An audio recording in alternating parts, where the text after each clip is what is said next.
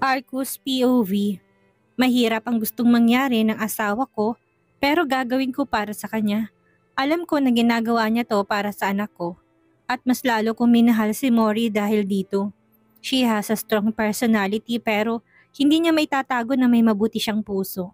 Na lumalambot rin ang puso niya, lalo na sa anak ko. Mark, sa tingin mo, paano natin may lalabas si Susa sa ospital? Na walang nakakapansin sa atin. Pupunta ako doon at pag-aaralan ng buong lugar. Thank you, Mark. Always, Ninong. Pabiro naman na sabi niya sa akin. Kapag gusto mo ng mag-asawa ay sabihin mo lang. Anytime ay pwede kang mag-resign.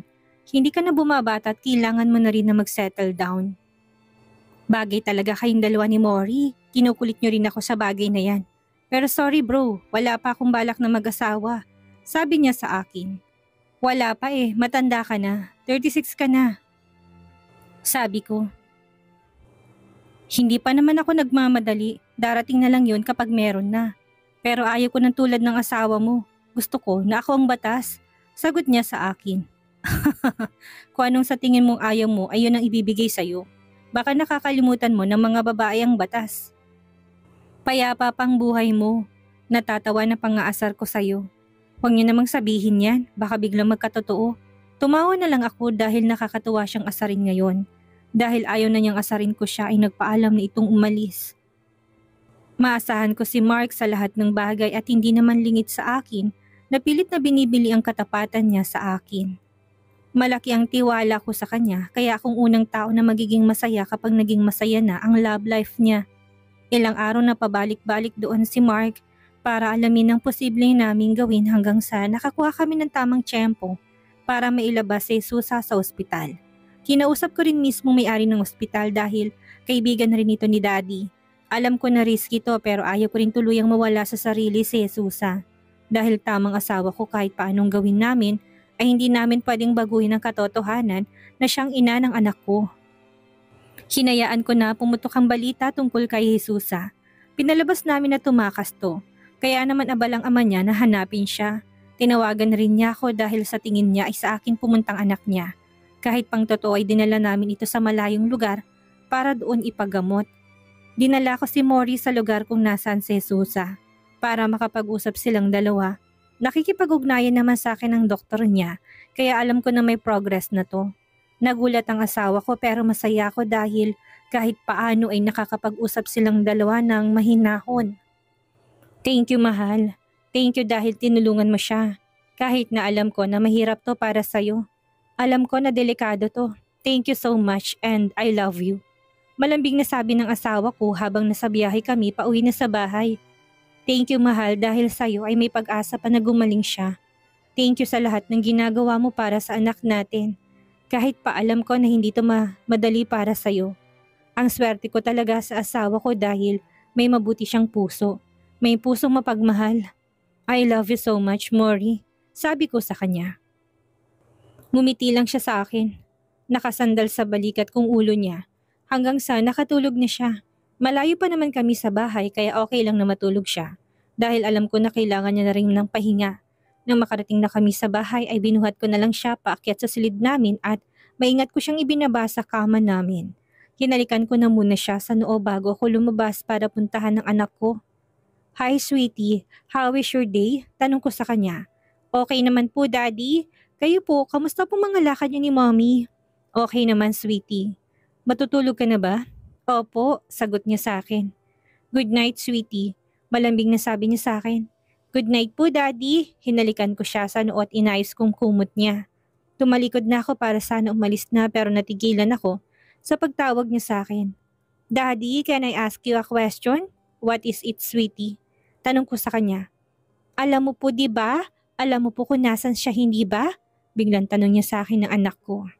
Sweetie, okay lang po. Alam ko naman na may reason kayo. Sabi niya sa akin at kitang-kita ko sa mata niyang lungkot. Lumapit ako sa kanya at umupo ako sa tabi niya. Hindi ko alam kung maintindihan mo na ba ako, sweetie. It was a mutual decision between me and your mommy Mori. It was your mom's idea na sinang-ayunan ko naman. Kasi sweetie, your mommy has suicide sick. Kailangan niya ng medical help. Alam ko namang hindi lihim sa'yo kung paano siya itrato ng daddy niya, hindi ba? Alam ko rin na marami siyang ginawang mali sa'yo. Pero this time, hayaan natin siyang magbago. Hayaan natin siyang gumaling para someday, makabawi na siya sa'yo. Hindi to madali pero we can't change the fact that she is your mom. Kahit pa naging masama siya sa'yo. Nakita kong pagpatak ng luha sa mga mata ng anak ko. Pinipigilan ko sarili ko na umiyak sa harapan niya. I feel her pain na ayaw ko sanang maramdaman niya. Alam ko naman na ginagawa niyo to para sa akin, Daddy. Alam ko rin na hindi ko kayang baguhin ang lahat. Nasaktan po ako, nasaktan ka. Kahit si Mami Mori ay nasaktan din. Lahat po tayo nasaktan dahil sa kanya. Okay lang po kung ano po yung sa tingin niyong makakabuti sa kanya. Sa tingin ko rin po kailangan po talaga niya ng tulong natin. Sabi niya sa akin habang pinupunasan niya ang luha niya. Hindi ka ba galit kay Daddy? Hindi po dahil walang dahilan para magalit po ako. Kasi napatunayan ko po kung gaano ka po kabuting tao na kahit paulit-ulit kang ginagawa ng masama ng iba, ay mas pinipili mo pa rin na tumulong. Kayong dalawa ni Mami Mori, sobrang bait nyo. Next time po isama nyo na po ako sa kanya. Gusto ko po siyang makausap. Sigurado ka? Opo, Daddy. Gusto ko po na maging katulad nyo. Gusto ko rin pong subukan na maging mabait at maging mapagpatawad. Mabait ka rin, sweetie, at matalino kasi kahit na nahihirapan ka, mas pinipili mo na intindihin ang sitwasyon. Na kahit pa nasasaktan ka, alam ko na mahal mo si Susa. Yumakap lang siya sa akin at hindi siya nagsalita hanggang sa nakatulog na siya. Hinaplos kong buhok ng anak ko. Hanggat bata pa siya ay gusto kong ipaitindi sa kanyang mga nangyayari sa pamilya namin. Tulad ni Mori ay ayaw ko rin na magkaroon ng sama ng loob ang anak ko sa tunay niyang ina. Ayaw ko mabuhay siya na may dala-dala siyang galit sa puso niya. Dahil magaan ang buhay kapag natuto tayong magpatawad. Alam ko na madaling maging masama pero hindi ko hayaan na lamunin kami nito.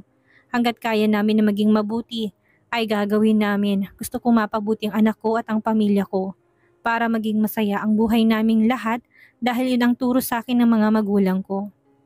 Ashley, past to present. Nalaman ko na nakauwi ng daddy ko kaya naman nagpahatid ako kay mommy sa Capitol. Gusto kong kasama ang daddy ko dahil ramdam kong pagmamahal niya sa akin. My dad is a good man and a good governor in our province. Tinitingala siya ng lahat and he deserve it. Pero habang naglalakad ako ay may nakita kong babae na nakaupo sa may garden. Out of curiosity, lumapit ako sa kanya. Nakita ko na nagdo-drawing siya. Kaya naman na-amaze ako sa kanya at mas lalo akong na-amaze na lumingon siya sa akin. Ang ganda niya, like sobrang ganda na para bang isang diyosa. Kinausap ko siya at mabait din siya sa akin dahil kinausap niya ako. Masayang-masaya ako nang malaman kong inaanak siya ni Daddy. Gusto ko siyang maging kapatid. Daddy, ang pretty po ni Ate Mori and she is also kind. I like her so much. Sana po gusto niya rin ako. Ang tahimik po kasi niya, sabi ko sa daddy ko. Really? Do you like her? I know that she likes you also. Opo, super po. Ano bang tingin mo sa Ate Mori mo? Biglang tanong sa akin ni Daddy. Tingin ko po sa kanya is mabait siya at matalino. Kaya wag ka po masyadong mahigpit sa kanya dahil hindi naman po siya mukhang easy to get. Siguro po inaasar ka lang niya dahil masyado siyang strict sa kanya. Tingin ko nga po fake lang ang sinasabi niya na may boyfriend na siya. Sa tingin mo? Opo, kasi kung talagang may boyfriend siya, sana palagi niya tong kausap. Pero wala naman po siyang kausap. Painting ang pinagkakabalahan niya. Kahit nga phone niya walang social media app. Ako pa nga nag-download, Daddy. Napansin ko kasi kay ate na limited lang ang mga apps na gamit niya. Minsan nga tamad pa siyang gamitin ng phone niya kaya minsan hinihiram ko. Kahit minsan ko lang siyang makita, sobrang bait talaga niya sa akin. Malungkot ako dahil kailangan ko na namang bumalik sa mami ko. Ang bahay kung saan ako lumaki at ang bahay ko saan ay ayaw kong tumira. Kung akong papipiliin nila ay mas gusto ko sa daddy ko. Pero hindi pwede dahil si mami ang nasusunod. Sa mga lumipas na mga araw ay napapansin ko na may kakaiba sa mami ko. May mga pagbabago sa kanya at hindi ko ito gusto. Sweetie, can we talk? Tanong sa akin ni mommy gamit ang malumani na boses. Minsan lang siyang ganito sa akin. Okay po, mommy. Can I ask you a favor? What is it, mom? Help me. Help me to win your father back again. Para mabuo tayo ulit. Sabi niya sa akin na ikinagulat ko. Paano po kung ayaw po ni daddy? Don't say that. Sigaw niya sa akin. What if po ayaw na niyang? Nagulat ako dahil bigla na lang niya akong kinurot sa may braso. Mami, masakit po. Mas masasaktan ka sa akin kapag hindi mo ako sinunod. Galit na sabi niya at mabilis akong iniwan dito sa silid ko. Napahawak naman ako sa braso ko dahil ang sakit ng kurit niya sa akin. Hindi ko rin napigilan ng mga luha ko. Umiyak ako na umiyak habang yakap ang unan ko. Sweetie, what happened? Why are you crying? Tanong sa akin ni Tito Joe. Nothing, sagot ko sa kanya. Nothing, pero umiiyak ka. Sabi pa niya, leave me alone, don't touch me. Sabi ko sa kanya at sumiksik ako sa headboard ng kama ko. Bakit ka ba natatakot sa akin? I'm your uncle, tanong niya sa akin. My uncle? You're fucking my mom? Gusto ko sanang sabihin sa kanya pero mas pinili ko ng manahimik. Just leave, Tito. I want to be alone, please. Okay, mabilis naman siyang lumabas sa silid ko. Ayaw ko na hawakan niya ako dahil nandidiri ako sa kanya. Sa kanila ni Mommy. Gusto ko sabihin kay Daddy pero hindi ko kaya. At mas pinili ko na i-keep na lang sa sarili kong lahat. Pinipilit kong gawin ang nais ni Mommy kahit pa ayaw ko. Para lang mapasaya ko siya. Buong buhay ko'y piniplease ko siya. Palagi na kahit pagawin kong lahat ay hindi pa rin siya masaya para sa akin. Naging bulag ako sa lahat ng mga ginagawa niya. Hindi ibig sabihin na tahimik ako ay hindi ko alam ang lahat. Hanggang sa nalaman ko ang tungkol kay Ate Mori at Daddy. Hindi ko alam pero bigla akong nakonsensya sa mga salitang sinabi ko kay ate. Alam ko na nasaktan ko siya at alam ko rin na mahal nilang isa't isa. Meron sa loob ko na masaya ako dahil sa wakas magiging masaya na si Daddy. Wala ka talagang silbi. Hinayaan mo lang ang daddy mo na makahanap ng iba? Umanda ka talaga sa akin ng babaeng yan. Galit na sigaw sa akin ni Mommy. Palagi niya akong sinasaktan at tinitiis kong lahat ng yon. Dahil mahal ko siya at iniintindi ko siya. Inisip ko na nasasaktan siya. Pero hindi ko na kayang huling sinabi niya sa akin. Call your dad and tell him na magpapakamatay ka. Mommy, please, don't do this to me, please, Mommy. I'm begging you, please. I can't do this. Umiiyak na pakiusap ko sa kanya. Anong hindi? Gawin mo na, sigaw niya at siya mismong nagsugat sa akin. Dahil sa ginawa niya, doon ako nagsimulang matakot sa kanya. Hindi ko magawang magsabi kay Daddy ang totoo dahil kasama ko si Mommy palagi. Hanggang sa isang araw isinakta na naman niya ako. At dumating ang Daddy ko, dumating siya para iligtas ako. I'm here, sweetie. Hindi ko hayaang saktan kanila, never again. Bulong sa akin ni Daddy. Umiyak ako na umiyak dahil nasasaktan ako. Natatakot ako sa mami ko at ayaw ko nang bumalik pa sa kanya. Mas gugustuhin ko na hindi siya kasama kaysa gawin niya ulit sa akin ang mga pananakit niya. Ayaw ko na po doon, Daddy, please. Huwag niyo na po akong ibabalik doon, sabi ko sa kanya. Hindi na kita hahayaan doon, sweetie. Thank you, Daddy. Umiiyak ko niyakap ang Daddy ko. Hinayaan ko si Daddy na dalhin ako sa doktor. At aware ako na may anxiety and depression na ako. Kaya naman tinutulungan kong sarili ko na gumaling at kinakaya kong lahat dahil kasama ko ang Daddy ko. Kahit pa alam ko na nasasaktan siya. Alam ko na hindi na sila okay ni Ate Mori. Daddy, bakit hindi mo siya puntahan? Alam ko na miss mo na siya. It's not the right time, sweetie. Sagot niya sa akin. Sorry po, alam ko na dahil sa akin kaya iniiwasan mo siya. I'm okay now, Dad. Kung ako iniisip mo'y okay lang ako. Gusto ko rin na maging masaya ka. Gusto ko na maging okay ulit kayo ni Ate Mommy. Ate Mommy? Nagtataka na tanong niya sa akin. Si Ate Mori po. Tatawagin ko siyang Mommy kapag kasal na kayo or kapag okay na kayo. Don't worry po dahil tutulungan po kita para magkabati na kayo. Sabi ko sa kanya. Okay lang ba sa'yo na siya ng mahal ko? Mahal niyo po talaga siya? Mahal na mahal, sweetie. Sagot niya sa akin. Okay, walang problema sa akin as long as happy ka. I want you to be happy, Dad. Kasi alam ko na gusto mo rin na maging masaya at alam ko rin na si Ate Mommy ang perfect pair mo. I miss her so much, Dad. Matagal ko na rin siyang hindi nakita. Kaunting tiis na lang, sweetie, dahil makakasama na natin siya. Alam ko na pong gagawin niyo. Ang lahat para sa kanya, lalo na't marami kang kaagaw sa kanya. Maganda't bata pa si Ate Mommy kaya sigurado ko na mahabang pila, Daddy. At kung mabagal kay baka wala ka ng pag-asa. Pabiro na sabi ko sa kanya. I won't let them, sweetie, because Mori is mine. Seryosong sabi ni Daddy ko kaya napangiti na lang ako. Alam ko naman na hindi niya ito hahayaang mawala sa kanya. Gusto ko lang siyang asarin para naman mapabilis ang pagkilos niya. Hanggang sa dumating ng araw nang hinihintay ng Daddy ko ang muli nilang pagkikita. Aaminin ko na mas excited pa ako kaysa sa daddy ko na makita si Ate Mommy. And I'm so happy na ganun din siya. Alam ko na nagulat siya sa pagtawag ko sa kanya ng Ate Mommy. Pero hindi ko na to babaguhin pa.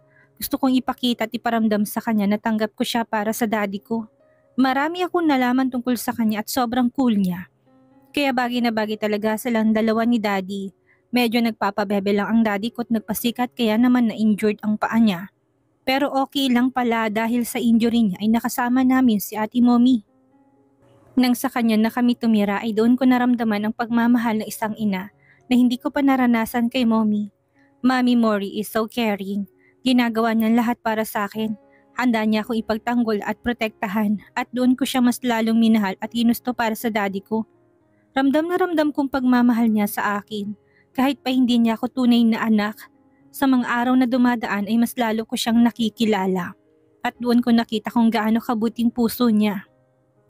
At kahit pa naging masama na talaga sa akin ng mommy ko ay ayaw pa rin ni Mommy Mori na magtanim ako ng galit sa tunay kong ina.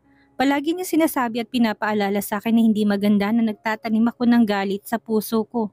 Kaya naintindihan ko sila kung bakit paulit-ulit nilang tinutulungan si Mami Jesusa at alam ko na ginagawa nila ito para sa akin. Kaya ginagawa ko rin ang lahat para intindihin ang sitwasyon. Daddy, gusto ko pong makausap ang mami ko. Sabi ko kay Daddy dahil buo ng desisyon ko. Actually, present time continuation. Daddy, gusto ko pong makausap ang mami ko. Sabi ko kay Daddy dahil buo ng desisyon ko. Baby, are you sure? Tanong sa akin ni Mommy. Yes, Mom. I'm 100% sure. Baby, kung ginagawa mo lang to dahil na naman sa amin ay hindi mo kailangan. Manumani na sabi sa akin ni Mami Mori. Kaya napangiti na lang ako. Mommy, okay lang po ako. You don't have to worry about me. Kasi po sa tingin ko, ito na po yung time para mag-usap kami ni Mommy. And you're right, kahit na ano pang nangyari sa amin ay she's still my mom at hindi ko yun pwedeng baguhin dahil gusto ko. I want peace, Mom. Gusto ko na matapos ng lahat ng ito. Gusto ko po na makausap na siya ulit dahil alam ko na kahit papaano ay nagbago na siya. And I'm hoping na magtuloy-tuloy na. Sagot ko kay Mommy, kung yan ang gusto mo ay ihahatid kita doon ng daddy mo. Okay lang ba kung si Kuya Mark na lang pong kasama ko?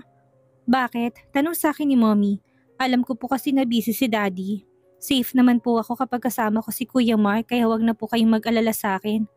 Payag ka naman po daddy, hindi ba? Opo sweetie. Nakangiti na sagot sa akin ni daddy. Thank you daddy. Thank you mommy. Mark, bantayan mo yan. Kapag yan pinabayaan mo, tuluyang lalabong future mo. Pagbabanta ni Mami Mori kay Kuya. Grabe ka naman sa akin, Miss Sexy. Natawa na sabi ni Kuya. Mami, hindi po ako pababayaan ni Kuya dahil takot yan sa'yo. Baka makasama pa sa mga napatulog mo. Natatawa na sabi ko kay Mami. Dapat lang dahil kung hindi ka niya babantayan, itutuluyan ko talaga siya. Tumawa kaming lahat dahil nagbabanta na naman si Mommy. Sa sobrang astig ni Mommy ay parang hindi siya takot. Nakakalimutan niya na buntis siya. Kaya nga idol ko siya dahil ang tapang niya na para bang hindi siya natatakot at wala siyang kinatatakutan. May times lang na naawa ako kay Daddy dahil ang lala ni Mommy maglihi. Pero kahit na ganun ay excited ako na lumabas sa mga kapatid ko. Ngayon ang araw na pupunta ako sa Mommy ko. Kinakabahan ako pero alam ko naman na normal lang ito. Habang nasa daan kami ay kinakausap ako ni Kuya Mark kaya naman hindi ako naiinip. Kuya, kapag may nadaanan tayo na nagtitinda ng fruits ay bumili tayo, sabi ko sa kanya. Okay Ash. Nakangiti na sagot niya sa akin. Si Kuya Mark lang ang bukod tanging nagbigay sa akin ng palayaw. Siya lang din ang tumatawag sa akin ng Ash. Minsan tunog lalaki pero okay naman dahil mabait talaga si Kuya. Ilang sandali lang itumigil ang kotse at bumaba si Kuya para bumili ng fruits na dadalhin ko kay Mommy. Thank you po Kuya. Nakangiting sabi ko sa kanya. You're always welcome, Ash. Nagpatuloy ang biyahe namin hanggang sa tuluyan kaming nakarating sa lugar kung saan tinago ni Daddy ang tunay kong mommy. Hawak ang supot na may lamang mga prutas ay kinakabahan ako naghihintay sa kanya. Ashley, lumingin ako na marinig kong boses niya. Mommy, nautal na sambit ko. Simple lang niya ngayon kaya naman litaw na litaw ang natural niyang ganda.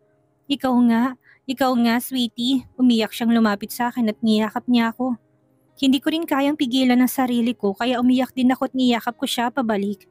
I miss my mom. Sinong kasama mo? Bakit nandito ka? Sunod-sunod na tanong niya sa akin. Si Kuya Mark pong kasama ko. Nandito po ako kasi gusto kitang makita. Sagot ko sa kanya. Hindi ka na ba galit sa akin? Sinungaling po ako kapag sinabi kong hindi. Masama pa rin ang loob ko sa'yo kasi naging masama ka pero I can change the fact that you are my mom. I want to clarify some things. Mga bagay na iniisip mong mali tungkol sa akin at kila daddy. Sabi ko sa kanya.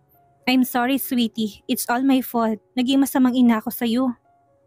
Naging makasarili ako, sa'yo ko ibinunto ng galit ko sa mundo. Without realizing that I'm hurting you. That I'm hurting my daughter na dahil hindi ako minahal ng mami ko. Kaya ayaw ko ring ibigay ang pagmamahal na dapat ibinibigay ng isang ina sa kanyang anak. She's crying and even me umiiyak din. I'm sorry mom, I'm sorry sa mga sinabi ko but you are wrong. Kaya gusto kong i-clarify ang mga maling iniisip mo. Si Mami Mori, wala siyang ibang gusto kundi ang magkaayos tayong dalawa. Kahit pa naging mean ka sa kanya, ay mas pinipili niya na gawin ng tama. Ang ituro sa akin ng tama. Silang dalawa ni Daddy laging iniisip na magkabati na tayong dalawa. Kahit pa alam na nagalit si Daddy sa ginawa mo sa akin. Pero patuloy niyang ginagawa ang tama. Alam ko na mali ang lahat ng iniisip at ginagawa ko sa Daddy mo. Sa Mami Mori mo at pinagsisisihan ko yun sweetie. Kasi wala ako dito ngayon kung hindi dahil sa kanila. Sa tulong nila sa akin, I'm not a good mother. I'm not a good person and really sorry for hurting you. For neglecting you. It's not too late for us, Mom. We can still be family pero hindi na tayo magiging buo dahil masaya na si Daddy. Masaya na sila ni Mommy Mori at sana tanggapin mo na to. Tama ka, sweetie. Magiging isang pamilya tayo ulit. I promise, magbabago na ako. Gagawin ko ng tama. Babawi ako sa'yo this time. Totoo na to. Just give me enough time. I love you, sweetie. Aniya sa akin. I love you, ma'am. Magalit man ako, mainis man ako pero hindi ko mababagong totoo. Ang totoo na mahal kita. You sacrificed a lot na kahit alam ko hindi mo mahal si Daddy noon ay hinayaan mo akong mabuhay. Hindi mo ako bubuhayin kung hindi mo ako minahal. Nihirapan ka sa akin na nagbubuntis ka. Nihirapan ka nung pinanganak mo ko. Kahit pa sabihin natin na napilitan ka lang pero hindi mo ko palalakihin na hindi mo ko mahal. Nawala lang ako sa'yo kasi totoo mahal mo talaga ako. Thank you, Mom. Thank you for all sacrifices. Umiyak na sabi ko sa kanya. I realized that my mom sacrificed her own happiness para sa daddy niya. Para maramdaman niya na mahal siya ni Lolo. At na-realize ko rin na hindi niya ako hayaan na mabuhay kung talagang masamang tao siya. Na kung wala talaga siyang pagmamahal sa akin. Pero ito ako ngayon, malayang humihinga. Malayang nabubuhay dahil sa kanya. Nagalit man ako sa mga ginawa ng mommy ko. Pero hindi ko naisip ang mga hirap na ginawa niya para sa akin. Kaya simula ngayon ay tutulungan ko siya. Tutulungan ko siyang maging okay, maging mabuting tao at iparamdam ko sa kanyang hindi siya nag-iisa. Na may taong nagmamahal sa kanya at ako yun. Na nandito ako para sa kanya, na may anak siya, na may kasama siya at nagmamahal sa kanya. Hindi to magiging madali sa kanya kahit sa akin pero kagaya na sabi ni Mommy Mori, my mom deserves chances. Isa, dalawa o higit pa dahil mami ko siya at niintindihan ko na siya ngayon. Hindi broken ang family na meron ako dahil ang pamilya na meron ako special. Ano man nang mangyari, alam ko na magiging masaya kami. Marami man na magbago. Ay handa na akong yakapin at tanggapin to dahil alam ko na may dalawang ina na nagmamahal sa akin.